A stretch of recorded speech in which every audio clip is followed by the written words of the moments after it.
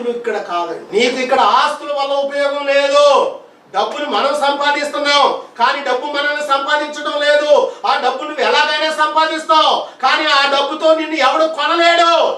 ఎవడైనా నిన్ను కొన్నాడు అని అంటే నువ్వు బానిస కింద లెక్క. అది గుర్తుపెట్టుకో. బానిసగా మారకూడదు.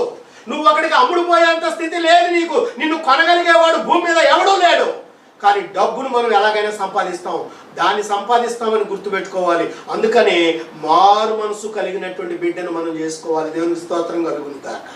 అపవిత్రులు కాకుండా మనల్ని మనం కాపాడుకోవాలి. ఈ యొక్క అపవిత్రులు మనం చేసుకోవడం వల్ల జరిగేది ఏంటో చెప్పనా? చూడండి, దాని గురించి చెప్తాను మీకు. కొరింథీయులకు రాసినటువంటి మొదటి పత్రిక 5వ అధ్యాయము మొదటి నుంచి మనం ఒక మాటను చూడాల్సినటువంటి వారమై ఉన్నాం. మీలో జారత్వం ఉన్నదని వదంతి కలదు.